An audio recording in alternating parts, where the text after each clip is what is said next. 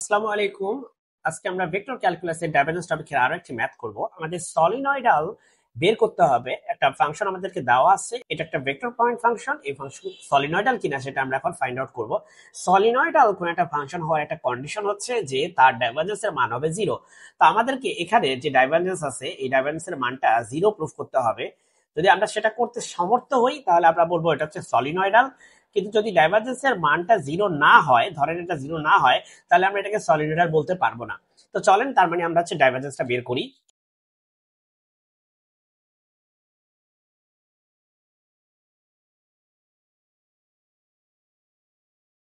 প্রথমে আমরা হচ্ছে ভেক্টর ডিফারেন্সিয়াল অপারেটরকে তুলছি, এবার হচ্ছে আমরা এফ যে ফাংশনটা আছে সেটাকে তুলবো এখানে।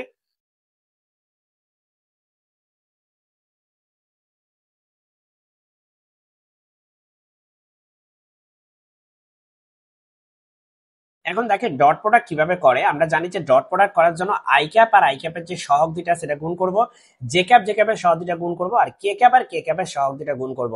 যেমন আই এর সাথে জে কিন্তু আমরা গুণ করব না, কারণ ওটা জিরো হয়ে যায়। জে এর সাথে কে গুণ করব না, জে এর সাথে আই গুণ করব না, ঠিক আছে। তো চলেন এখন আমরা এটা শুরু করি। আমরা আই ক্যাপের সহগ দেখতে পাচ্ছি ডেল বাই ডেল এক্স, আর এখানে আই ক্যাপের সহগ হচ্ছে 3x² ওয়াই। জে ক্যাপের সহগ হচ্ছে ডেল বাই ডেল ওয়াই, এখানে জে ক্যাপের সহগ হচ্ছে yz - 3x y²। এই জায়গায় কে ক্যাপের সহগ হচ্ছে ডেল ডেল জেড, আর এই জায়গায় কে ক্যাপের সহগ হচ্ছে z²/2। সরি, -z²/2, এখানে একটা মাইনাস আছে তাই না, এই মাইনাসটা দিতে হবে। এখন ডিফারেন্সিয়েশন করার ক্ষেত্রে এক্স এর রেসপেক্টে এক্স হচ্ছে চলক আর বাকিগুলা কনস্ট্যান্ট, তার মানে 3y হচ্ছে আমাদের কনস্ট্যান্ট। আর এক্স এর রেসপেক্টে x² কে আমরা হচ্ছে ডিফারেন্সিয়েশন করবো এখানে। আবার এখানে দেখেন জেড হচ্ছে কনস্ট্যান্ট, এই ওয়াই এর রেসপেক্টে শুধুমাত্র ওয়াই কে ডিফারেন্সিয়েশন করব। আবার এখানে হচ্ছে 3x কনস্ট্যান্ট, তাই ওয়াই এর রেসপেক্টে y² কে আমরা ডিফারেন্সিয়েশন করব। আমি এক লাইন বাড়তি করে লিখতেছি যাতে পরের লাইনে লিখলে তখন হয়তো আপনাদের বুঝতে একটু সুবিধা হবে। এখানে -12 আছে, -12 হচ্ছে একটা কনস্ট্যান্ট, আর জেড এর রেসপেক্টে আমরা এখানে হচ্ছে z² কে ডিফারেন্সিয়েশন করব।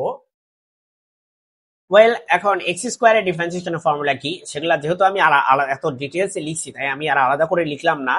x² এর ডিফারেন্সিয়েশনের ফর্মুলা হচ্ছে 2x, ঠিক আছে, এটা হচ্ছে 2x।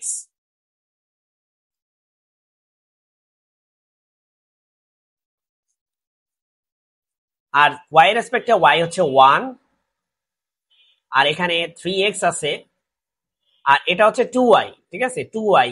y² কে y এর রেসপেক্টে ডিফারেন্সিয়েশন করলে হবে 2y মাইনাস হাফ, আর z এর রেসপেক্টে z² হচ্ছে 2z। y এর রেসপেক্টে যদি y² হয়ে যায় 2y, তাহলে z এর রেসপেক্টে z² হবে 2z, রাইট। একই রকম ভাবে এখানে x² এর ডিফারেন্সিয়েশন x এর রেসপেক্টে 2x, খুব সুন্দর একটা মিল আছে এখানে। তো এখানে হচ্ছে 3 দুগুণে 6 x into y 6xy plus এখানে একটা z আছে মাইনাস 3 টাইমস 2 ইজ 6xy, আর এই জায়গায় 2 আর হাফ কাটা, তাহলে একটা z থাকে।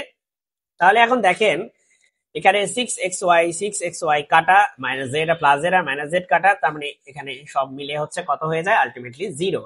সো আমরা তাই চাচ্ছিলাম যে আমাদের ডাইভারজেন্সের মান হবে হচ্ছে জিরো, তাহলে আমরা হচ্ছে সলিনয়েডাল সেটাকে বলতে পারবো। এখানে আমরা জিরোই পাইছি, সুতরাং আমি এখানে দাবি করবো যেটা হচ্ছে সলিনয়েডাল। এটাই হচ্ছে আমাদের কাঙ্ক্ষিত উত্তর। সকলকে ধন্যবাদ ভিডিওটি দেখার জন্য। আল্লাহ হাফেজ।